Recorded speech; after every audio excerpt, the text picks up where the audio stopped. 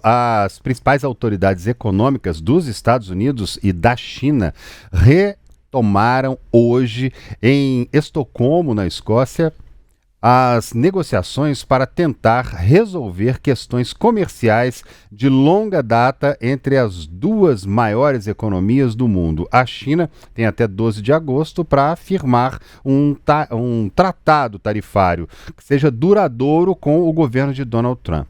Mas aí o prazo foi definido após acordos preliminares entre Pequim e Washington em maio e junho, quando buscavam encerrar semanas de escalada tarifária e também disputas, envolvendo minerais de terras raras.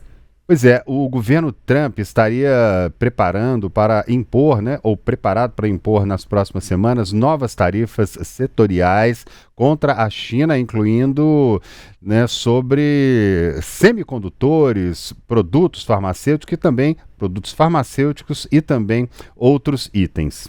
No entanto, o governo dos Estados Unidos suspendeu restrições à exportação de tecnologia para a China em meio a essa tentativa de negociação de um acordo comercial entre os países. A iniciativa tem o objetivo de garantir um desconto entre os presidentes, garantir um encontro, entre os presidentes Donald Trump e Xi Jinping ainda neste ano, isso segundo informações do jornal inglês Financial Times. Pois é. As negociações em Estocolmo, que é a capital da Suécia, como eu disse errado agora há pouco, acontecem logo após o maior acordo comercial já firmado por Donald Trump com a União Europeia. Neste domingo, o principal negociador da União Europeia, o comissário Markus Sefcovic, afirmou hoje que estava 100% certo de que este acordo é melhor do que uma guerra comercial com outros estados ou com os Estados Unidos.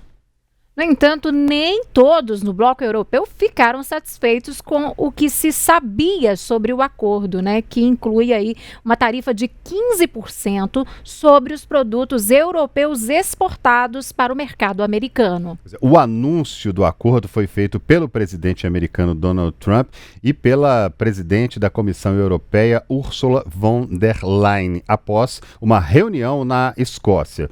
O republicano afirmou que o bloco se comprometeu a comprar energia no valor de 750 bilhões de dólares, mas mais de 4 trilhões de reais, e a destinar outros 600 bilhões de dólares, mais de 5,5 trilhões de reais em investimentos nos Estados Unidos. Von der Leyen destacou ainda que trata-se de um bom acordo que dará estabilidade e também previsibilidade para ambos os lados.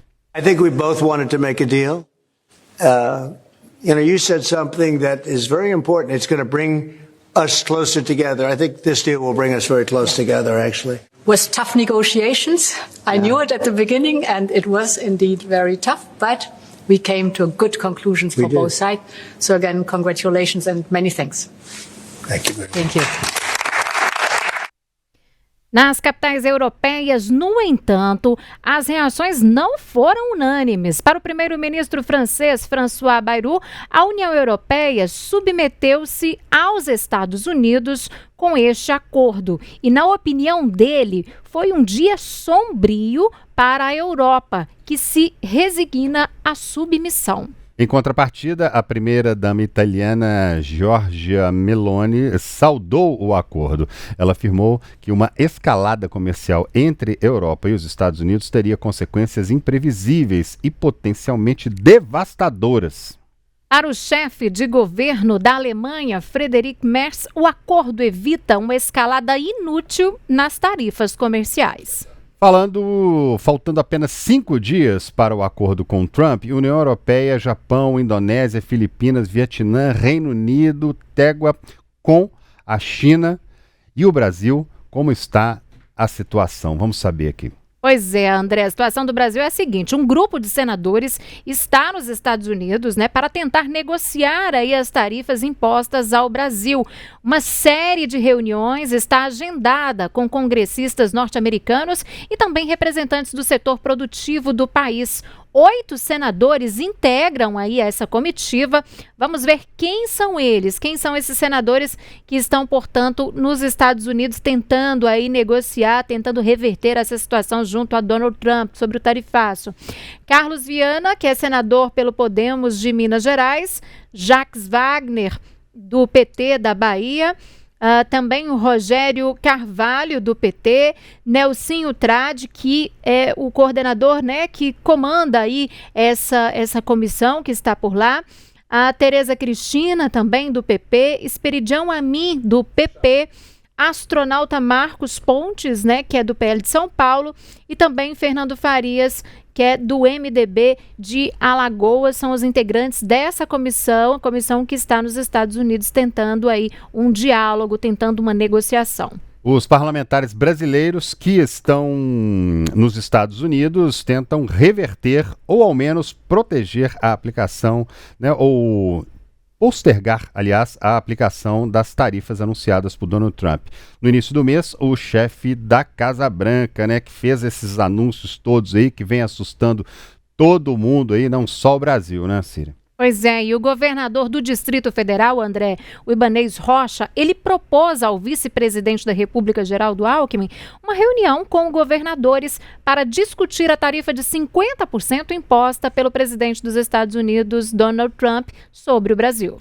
Em entrevista à imprensa depois da reunião, Ibanez não descartou a ideia de formar uma comitiva de governadores para negociar a taxa diretamente em Washington, que seria órgãos da gestão de Trump. A viagem seria semelhante à dos senadores que começaram nesta semana, essa viagem que começou nesta semana, né? Numa agenda na cidade americana em busca de espaço para poder conversar lá e ver se reverte essa situação.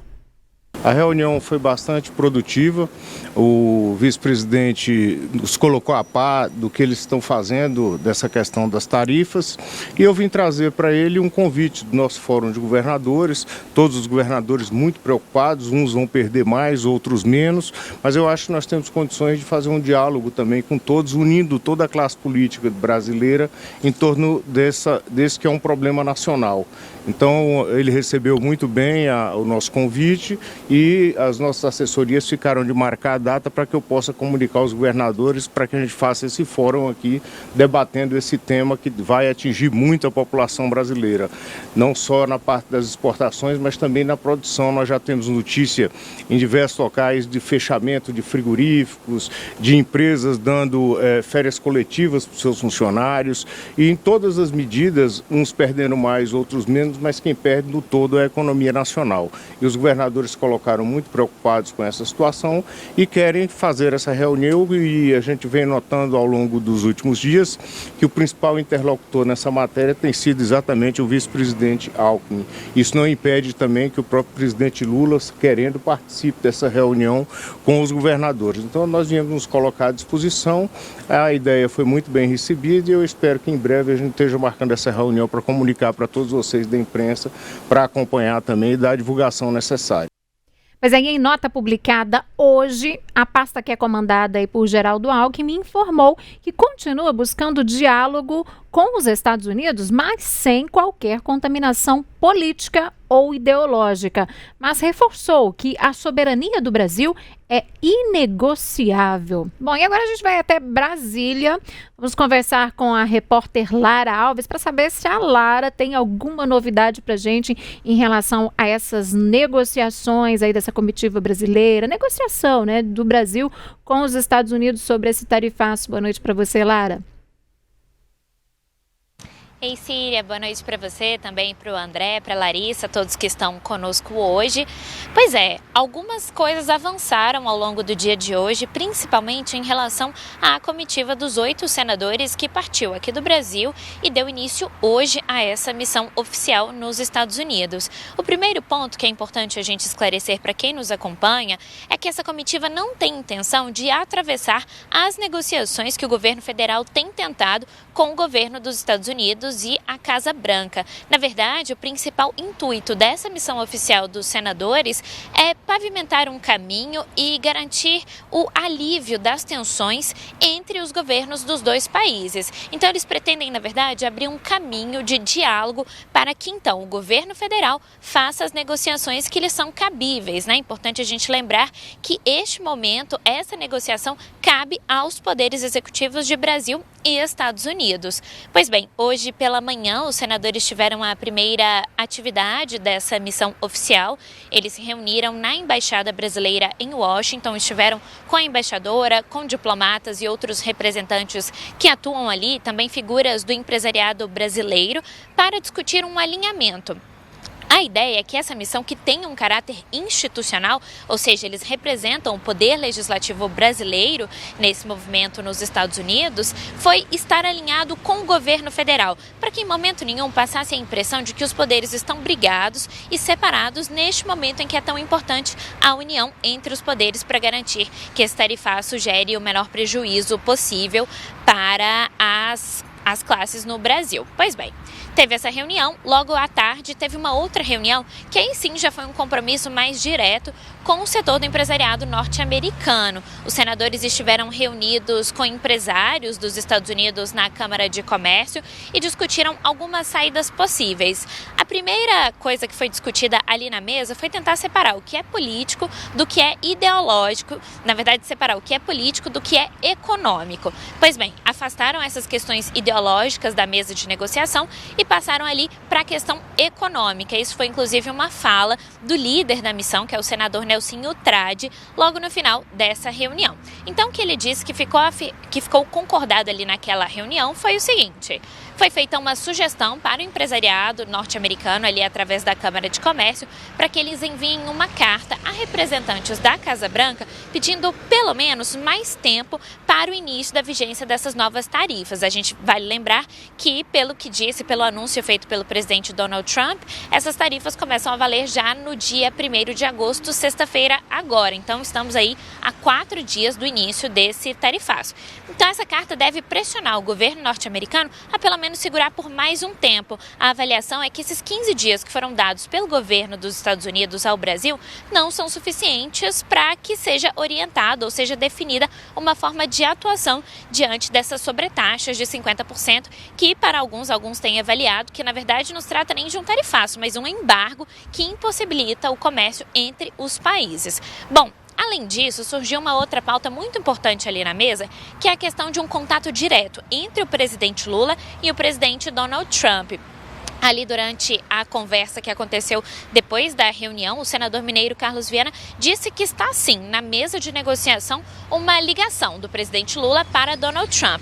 Um pouco depois, a senadora Tereza Cristina, e aí vale lembrar, Tereza Cristina é ex-ministra da Agricultura, esteve presente ali no governo Bolsonaro e é uma figura bastante importante para a bancada do agro no Congresso. Ela representa esse setor e, de certa forma, está representando, sim, o agro nos Estados Unidos nessa série de reuniões da comitiva brasileira. Pois bem, ela publicou uma mensagem numa rede social dizendo que já passou da hora do presidente Lula ligar para o presidente Donald Trump, que era de deixar o populismo de lado e avançar nesse ponto da negociação.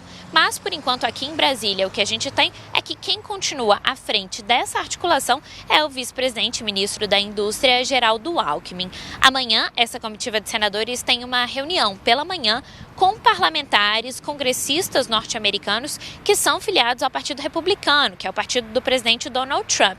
A expectativa é que eles conversem e ele já se movimente um cenário de alívio das tensões, para garantir pelo menos um trânsito mais facilitado para os negociadores brasileiros nos Estados Unidos. Tá certo, Lara, muito obrigada pela sua participação.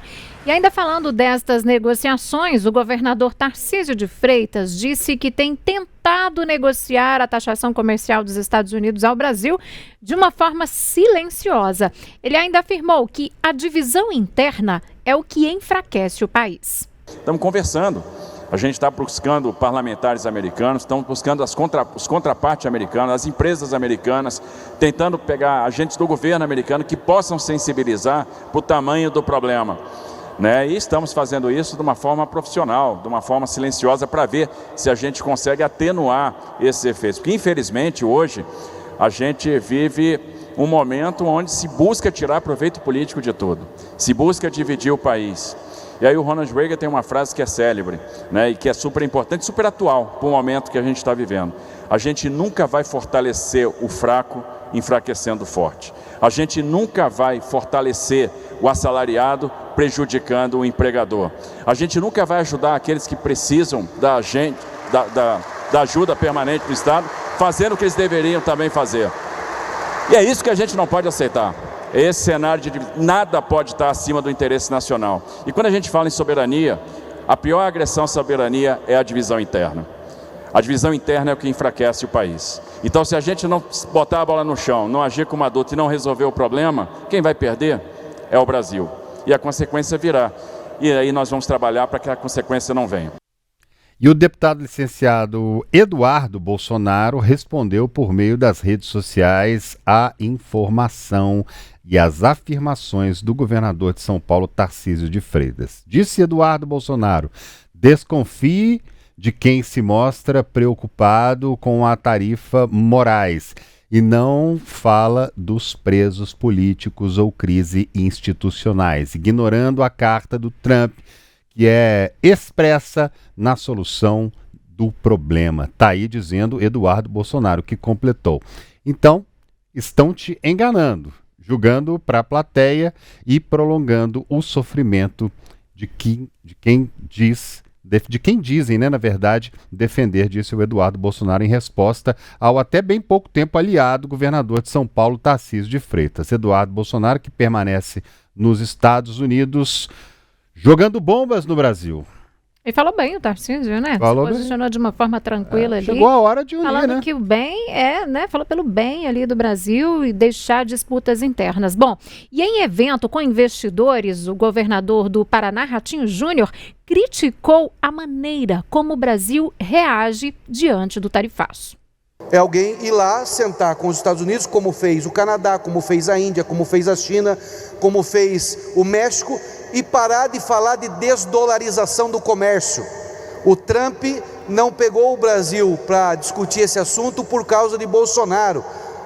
O Bolsonaro não é mais importante que a relação do Brasil e Estados Unidos. Claro que pode ter até um afeto ali entre os dois, mas a discussão de desdolarizar o comércio, que nem a China, que fatura 25 trilhões de PIB, a Rússia, que é o maior inimigo dos Estados Unidos, nunca tocou nesse assunto. A Índia, que cresce 7,6, nunca tocou nesse assunto. Aí foi um brasileiro querer falar de desdolarização do comércio. Quer dizer, uma falta de inteligência. O deputado Eduardo Bolsonaro também criticou o posicionamento do governador do Paraná em defender a retomada das negociações contra o tarifaço imposto por Donald Trump ao Brasil, desconsiderando a concessão de anistia a Jair Bolsonaro como parte desse acordo. Trump postou diversas vezes citando Bolsonaro, fez uma carta onde falou de Bolsonaro, fez declarações para a imprensa defendendo nominalmente o fim da perseguição a Bolsonaro e também a seus apoiadores. Desculpe-me, governador Ratinho Júnior, mas ignorar esses fatos não vai solucionar o problema, vai apenas prolongá-lo ao custo do sofrimento de vários brasileiros. Ele escreveu várias ali, mas vários brasileiros. Imagine-no os americanos olhando para este tipo de relação e pensando: o que mais podemos fazer para estas pessoas entenderem que é sobre Jair Bolsonaro, seus familiares e apoiadores, como expresso na carta, nos posts e entrevistas também do presidente norte-americano Donald Trump. Se havia dúvida até agora sobre qual é a finalidade da presença de Eduardo Bolsonaro lá e parte dessa imposição de tarifas lá em cima aqui para o Brasil, acho que agora praticamente já não há mais dúvidas. Muita discussão, principalmente pelas redes sociais, né? Mas na prática essas conversas com o governo americano não têm avançado. Essa é a verdade, André. E vamos continuar a analisar todos os desdobramentos que envolvem o tarifaço. Para isso a gente convidou o professor de Relações Internacionais da UFF e pesquisador de Harvard, Vitélio Brustolini, a quem a gente já agradece mais uma vez pela presença aqui. E começo perguntando para o senhor, né? A gente vê o cerco se fechando e a realidade brotando, né, professor? Muito obrigado já pela presença do senhor mais uma vez com a gente. Obrigado pelo convite, André, Síria, boa noite a todos. De fato, o cerco se fecha, já há uma previsão de que essas tarifas devam entrar em vigor, essa previsão do governo dos Estados Unidos. As declarações são do próprio Trump, mas também dos seus secretários, do Howard Lutnick, do Scott Bessent.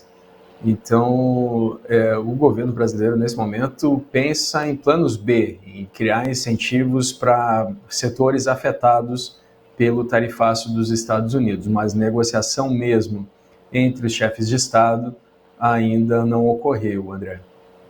Bom, professor, como que o senhor analisa esse acordo ontem, né, entre Estados Unidos e União Europeia? Na sua opinião, foi de fato um acordo ou uma pressão comercial?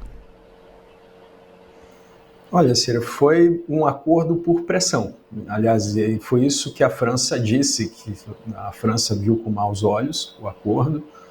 Outros países como a Alemanha receberam bem, inclusive porque a tarifa para automóveis antes do acordo era de 27,5% e depois do acordo passaram a ser de 15%. O Reino Unido, que tinha feito um acordo com os Estados Unidos, lembrando que o Reino Unido saiu da União Europeia com o Brexit, fez um acordo de 10% de tarifas, mas esse acordo prevê cotas para exportação de automóveis. Então, pode até beneficiar uma parte da produção do Reino Unido, mas depois de um determinado ponto a União Europeia tem prioridade porque consegue exportar acima da cota. Esse acordo não beneficia o acordo entre a União Europeia e Mercosul, pelo contrário. Numa visão realista das relações internacionais, se a União Europeia não tivesse mais a opção de exportação para os Estados Unidos, porque o Trump ameaçava impor uma tarifa de 30%, chegou até a dizer, Síria, que se não chegasse a um acordo até 1º de agosto, a tarifa poderia chegar a 50% contra produtos da União Europeia. Caso isso acontecesse, a União Europeia precisaria procurar outros mercados e o mercado do Mercosul estava em evidência, inclusive com pedidos da Espanha e de outros países para que o acordo fosse finalmente ratificado pelos países membros. Agora, de qualquer forma, o acordo de ontem entre Estados Unidos e União Europeia foi uma vitória para o Trump. Ele conseguiu o maior acordo do seu mandato, o acordo envolve 30% do comércio mundial, 1,7 trilhão de dólares o comércio entre os dois países. Além de conseguir o acordo, ele ainda conseguiu um compromisso da União Europeia de investir 600 bilhões de dólares nos Estados Unidos e conseguiu vender gás natural para a União Europeia no montante de 750 bilhões de dólares. E aí tem até prazos, esses 600 bilhões de dólares eles devem ser investidos até 2028. Então os Estados Unidos entram, inclusive, substituindo a Rússia, que fornecia 45% do gás natural para a União Europeia até a invasão da Ucrânia em 2022. Hoje fornecem 10%, a União Europeia quer zerar a compra de gás russo até 2027, se vai comprar 750 bilhões de gás natural dos Estados Unidos, essa conta vai ser fechada com os Estados Unidos, Síria. E essa vitória, professor, de Donald Trump com a União Europeia, a gente pode considerar uma derrota aqui, já que a União Europeia segue mais ou menos o que aconteceu no Japão, né? Onde foi vista a negociação com bons olhos pelo mercado lá de modo geral, né? A negociação do Japão é mais controversa, porque o Trump chegou a anunciar que o Japão vai investir 550 bilhões de dólares nos Estados Unidos, mas o que os japoneses alegam é que eles vão investir até 550 bilhões sem prazo definido, que isso é uma intenção, não é um compromisso. Então foi um acordo fechado, de fato, mas que os dois lados não têm consenso dos termos. É a forma do Trump de fechar os acordos, uma forma personalista, ele centraliza nele as decisões e na Casa Branca. A diplomacia fica de lado, e aí termos técnicos, o que foi realmente acertado, o acordo escrito fica em segundo plano e acaba ocorrendo esse tipo de desencontro. Com a União Europeia, parece que o acordo foi mais preciso, especialmente porque a União Europeia congrega 27 Estados-membros, eles têm que ratificar esse acordo, então a União Europeia vai ter que explicar termo por termo o que a Ursula von der Leyen, a presidente da Comissão Europeia, acordou com o Trump, André. Agora, professor, qual que é a importância geopolítica dos minerais de terras raras aí nesse contexto todo de tensão comercial que a gente está vivendo? Bom, o Brasil tem a segunda maior reserva do mundo, mas não consegue refinar como a China faz. A China refina e processa 90% dos minerais, ela tem a maior reserva do mundo. Esses minerais de terras raras, na verdade, eles não são terras raras, né? Isso foi definido assim quando se estava estabelecendo o que encaixaria em qual parte da tabela periódica. A questão é que eles são abundantes no planeta inteiro, mas é difícil extraí-los do solo e isso envolve um processamento químico que a China hoje domina e lidera já há alguns anos. O Brasil é visto como potencial exportador desses minerais, tem poucas empresas atuando nessa área, uma delas em Minas Gerais, inclusive, uma empresa instalada pelos Estados Unidos há poucos anos. Agora, a questão é que o Brasil ainda precisaria de anos para conseguir processar e retirar esses minerais do seu solo. Isso levaria de 2 a 5 anos, então pode até ser fruto de algum acordo, embora o presidente Lula tenha já de pronto dito que não vai permitir, inclusive a expressão do Lula foi aqui ninguém mete a mão, ou seja, já de cara nós temos um uso eleitoral de uma riqueza que o Brasil poderia acabar beneficiando e processando, respeitando a legislação ambiental e gerando empregos, Síria. Pensando a um prazo um pouco mais longo, mais distante, a gente pode imaginar que hoje um acordo com os Estados Unidos ele pode ser menos vantajoso do que a gente se aliar mais com o outro lado do planeta do que com os nossos vizinhos aqui, imaginando que esse século tende, como muita gente diz, não sei se o senhor concorda comigo, muita gente diz que esse século agora vai ser mais asiático do que do lado de cá?